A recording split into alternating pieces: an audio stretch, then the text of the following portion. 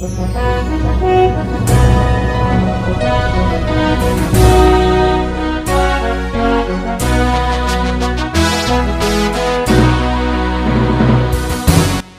bagi saudara sekalian. Marilah kita siapkan hati dan pikiran kita untuk menyambut firman Tuhan. Kita berdoa. Damai sejahtera Allah yang melampaui segala akal, itulah yang memelihara hati dan pikiranmu di dalam Kristus Yesus Tuhan kita. Amin. Jemaat yang dikasihi Tuhan, firman Tuhan sebagai khotbah minggu ke-7 setelah Trinitatis pada tanggal 31 Juli tahun 2022 diambil dari surat Yakobus pasal yang ketiga ayat 13 hingga ayat yang ke-18. Beginilah firman Tuhan. Siapakah di antara kamu yang bijak dan berbudi? Baiklah ia dengan cara hidup yang baik menyatakan perbuatannya oleh hikmat yang lahir dari kelemah lembutan. Jika kamu menaruh perasaan iri hati dan kamu mementingkan diri sendiri, janganlah kamu memegahkan diri dan janganlah berdusta melawan kebenaran.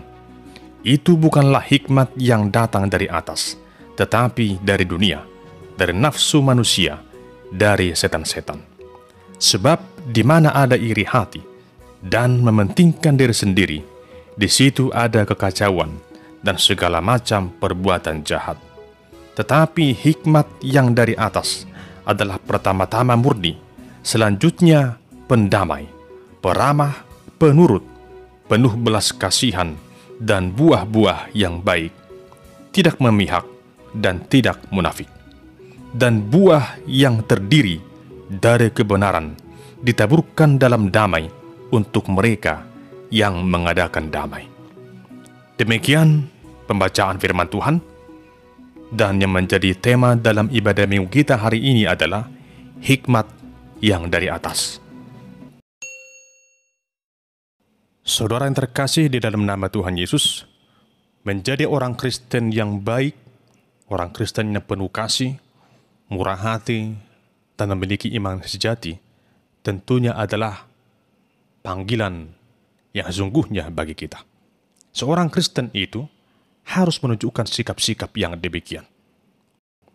Ini jugalah yang disampaikan oleh Yakobus kepada orang-orang Kristen di perantauan yang tersebar di seluruh dunia. Ia memberikan nasihat praktis tentang bagaimana sesungguhnya orang Kristen itu dalam menunjukkan sikap hidup yang seharusnya. Dalam perikop ini, Yakobus juga menguraikan tentang hikmat yang dari atas dan juga hikmat yang ada di tengah dunia ini.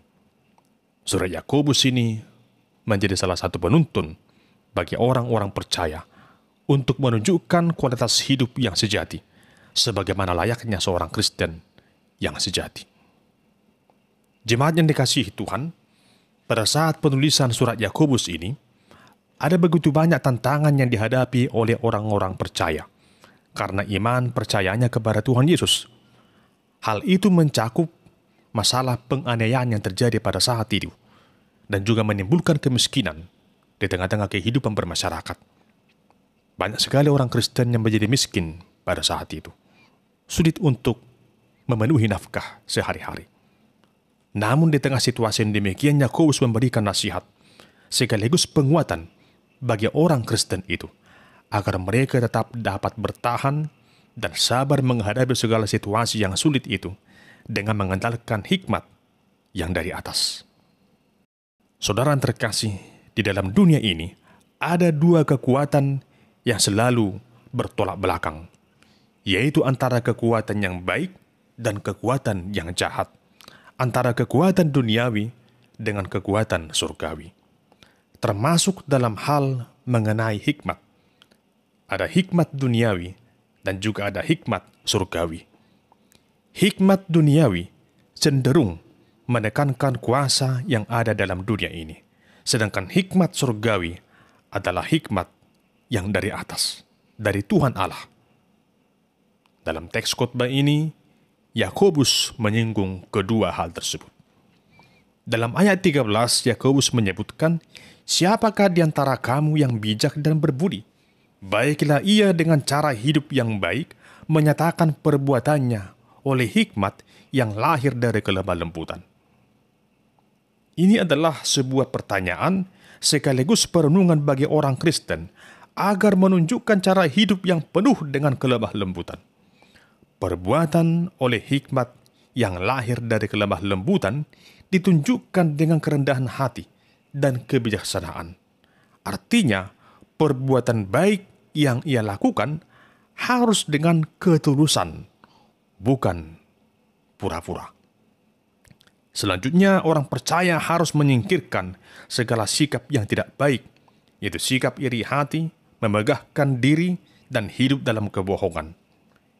Yakobus mengatakan bahwa hal-hal yang demikian tidak berasal dari hikmat yang dari atas, melainkan dari hikmat dunia ini. Hikmat duniawi hanya akan membawa manusia kepada situasi hidup yang penuh dengan kekacauan. Tetapi hikmat yang dari atas, yaitu hikmat ilahi dari Tuhan Allah, akan menuntun setiap orang menjadi orang yang pendamai, peramah, penurut, penuh belas kasihan, dan buah-buah yang baik, tidak memihak dan tidak munafik. Semua itu disebut sebagai benih kedamaian yang ditabur oleh orang-orang yang cinta akan kedamaian. Saudara terkasih, tentunya firman ini sangat relevan dalam kehidupan kita pada masa sekarang ini, di mana kita sering diperhadapkan dengan situasi yang sulit, baik itu oleh karena masalah kehidupan, masalah ekonomi, masalah persekutuan di tengah masyarakat, terlebih di tengah-tengah gereja. Setiap hari kita sering berjumpa dengan orang yang berbeda karakter dan kebiasaan yang berbeda-beda.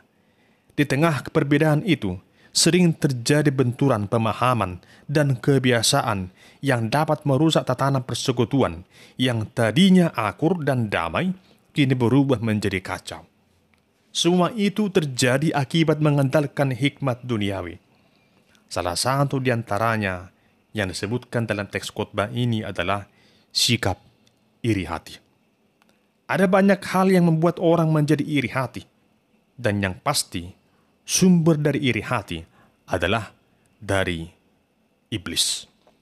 Seseorang menjadi iri hati melihat keberhasilan orang lain, melihat mungkin dia lebih kaya, dia lebih hebat, lebih berhasil dalam segala hal. Semua itu menjadi pemicu bagi orang yang dilingkupi dengan kebencian menjadi memiliki sifat dan karakter iri hati. Dalam Alkitab, kita bisa mengingat kisah Kain dan Habil, di mana karena rasa iri hatinya, Kain tega membunuh adiknya Habil. Atau juga kisah anak-anak Yakub yang menjual Yusuf, saudara mereka, kepada orang-orang di Midian, karena iri hati mereka terhadap Yusuf. Sikap iri hati sesungguhnya sangat berbahaya, sebab dari iri hati segala macam dosa bisa terjadi, mulai dari perseteruan antar pribadi, di tengah keluarga, lingkungan masyarakat, gereja, bahkan terjadinya perang antar bangsa. Semua boleh muncul dari sikap iri hati. Ternyata iri hati adalah salah satu senjata yang dipakai oleh iblis untuk merusak hubungan manusia dengan sesamanya manusia dan hubungannya dengan Tuhan. Tentunya bagi kita orang percaya, haruslah menghindari hal yang demikian. Jangan pernah iri hati melihat keberhasilan sesamamu. Jangan pernah menjadi orang yang punya karakter susah, sedih, tidak nyaman melihat orang yang berhasil. Namun banggalah punya sahabat, punya rekan, punya saudara, punya tetangga yang berhasil. Siapa tahu kelak dia dapat membantumu, atau paling tidak engkau menjadi bangga melihat atau mendengar berita tentang keberhasilan sahabatmu itu. Karena itu, belajarlah, upayakanlah engkau juga ikut senang merasakan keberhasilan dari orang lain. Hal yang kedua yang disebutkan dalam teks khotbah ini sebagai bagian dari hikmat duniawi yang juga perlu kita hindari adalah sikap yang egois, yaitu mementingkan diri sendiri. Ini juga sering kita temukan. Ada saja orang yang tidak mau menghargai orang lain, ingin menang sendiri, walau apa yang ia sampaikan sudah salah, namun ia bertahan. Bahkan, dia juga merasa tidak membutuhkan orang lain. Inilah gambaran orang yang egois. Sebagai orang percaya, kita harus menghindari sikap yang demikian. Jangan menjadi orang yang egois. Jangan menjadi orang yang sombong, seolah engkau tak butuh orang lain. Siapapun orangnya, pasti butuh orang lain. Kita harus saling menopang, bertolong-tolongan dalam menanggung segala beban yang ada dalam hidup ini. Kita adalah makhluk sosial yang tak dapat hidup hanya dengan mengandalkan kekuatan atau kemampuan kita sendiri. Lalu yang dimintakan Yakobus dari suratnya ini adalah menunjukkan hikmat yang dari atas, yaitu buah-buah yang baik, yang murni atau yang penuh dengan ketulusan, dan selanjutnya dia seorang yang pendamai, tidak mau ribut, tidak mau bertengkar, dan tidak mau memelihara perselisihan, apalagi memelihara dendam atau menghasut orang lain untuk saling membenci. Kemudian orang yang berhikmat disebut sebagai orang yang peramah, tidak sombong. Ia gampang bergaul dan mau menjadi sahabat bagi semua orang. Kemudian, orang yang disebut berhikmat adalah seorang yang penurut, tidak suka membantah, bukan seorang yang keras kepala, namun ia terbuka akan sesuatu hal yang baik. Dapat kita bandingkan dengan Tuhan Yesus yang tetap setia mengikuti kehendak Bapa sampai ke kayu salib. Seorang yang berhikmat adalah orang yang penuh dengan belas kasihan, suka menolong, tidak pelit, namun adalah orang yang murah hati. Orang yang berhikmat juga seorang yang adil, tidak memihak. Dia juga ada di posisi yang tepat dan mampu menjadi penengah.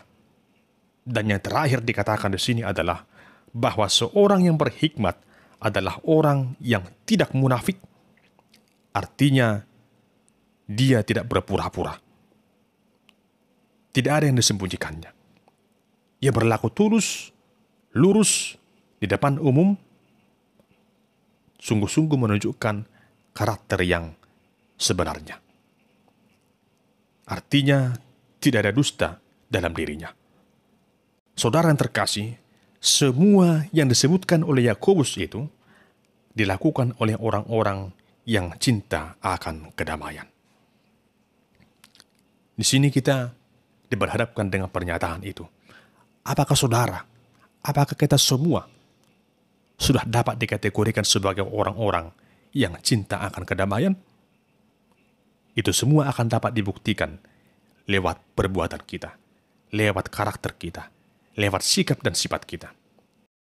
Saudara terkasih, dari semua penjelasan yang disebutkan itu, bagaimanakah dengan hikmat yang ada pada kita?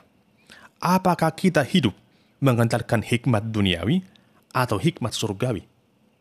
Jika kita mengandalkan hikmat yang dari surga, hikmat yang dari Allah, maka damai sejahtera itu akan terasa sampai ke dalam jiwa yang terdalam. Sekalipun ada masalah, namun semuanya akan dapat kita lalui dengan tenang. Dari sana akan terlihat dengan jelas iman yang sejati yang ada pada diri kita. Iman yang sejati yang dibuktikan lewat perkataan maupun perbuatan. Untuk itu, sebagai orang Kristen, kita harus menunjukkan kualitas hidup beriman lewat perbuatan yang sesungguhnya. Ada seorang pakar keuangan Kristen yang bernama Ronald Blue yang mengatakan demikian. Hikmat itu tidak diukur dari gelar akademis, tetapi dari apa yang dengan sadar kita berbuat. Hikmat itu bukan soal mempelajari kebenaran, melainkan menerapkan kebenaran dalam kehidupan. Mahatma Gandhi juga pernah mengatakan, jika seandainya orang-orang Kristen melakukan apa yang diperintahkan Yesus, maka sudah sejak lama aku memilih menjadi Kristen. Ucapan itu disampaikan Gandhi sebagai rasa kecewa karena banyak orang Kristen yang sikap dan perilakunya tidak sesuai dengan ajaran Kristus. Lalu bagaimanakah dengan kehidupan kita orang Kristen pada masa kini? Bagaimanakah dengan sikap hidup kita sehari-hari? Sudahkah kita mencerminkan teladan yang Tuhan Yesus berikan? Sudahkah kita memiliki dan menunjukkan hikmat surgawi itu? Yakobus mendorong kita untuk memiliki hikmat yang dari atas. Dalam Yakobus 1:5 dikatakan, apabila di antara kamu ada yang kekurangan hikmat, hendaklah ia memintakannya kepada Allah yang memberikan kepada semua orang dengan murah hati dan dengan tidak membangkit-bangkit, maka hal itu akan diberikan kepadanya. Jemaat Tuhan, inilah saatnya bagi kita. Mintalah dari Tuhan Allah hikmat surgawi itu, hikmat yang ilahi itu, agar Tuhan menuntun kita lewat hikmat yang daripadanya dalam menjalani segala perjalanan hidup kita. Satu hal yang juga perlu kita ketahui, bahwa hikmat yang sejati tidak akan pernah terpisahkan dari iman dan kasih yang sejati. Orang yang memiliki iman dan kasih sesungguhnya adalah orang yang memiliki hikmat yang dari atas. Oleh karena itu, saudara yang terkasih, buanglah segala sifat iri hati dan sikap egois, namun hiduplah sebagai orang-orang Kristen yang senantiasa berlaku baik, memiliki kemurahan hati, dan selalu cinta akan kedamaian. Hanya dengan cara demikianlah hidup kita akan berkenan kepada Tuhan dan menjadi berkat bagi orang lain. Mari memohon kekuatan dari Tuhan Yesus, sumber hikmat yang sejati itu, agar Dia menuntun kita dalam Roh-Nya yang kudus itu, agar kita mampu mengandalkan hikmat yang dari atas, hikmat yang surgawi, hikmat ilahi dari Tuhan Allah Bapa, sumber damai, sejahtera, dan sukacita. Hiduplah senantiasa mengandalkan hikmat yang dari atas. Amin. Kita berdoa. Ya Tuhan Allah, sumber segala hikmat dan pengertian, karuniakanlah kepada kami hikmat yang dari atas, hikmat surgawi, agar kami mampu meneladani cara hidup Kristus dalam kehidupan kami di dunia ini, menjadi orang-orang yang penuh dengan kemurahan, kebaikan dalam segala perjalanan hidup kami. Terpuji nama-Mu Tuhan, dulu kekal sampai selama-lamanya. Amin.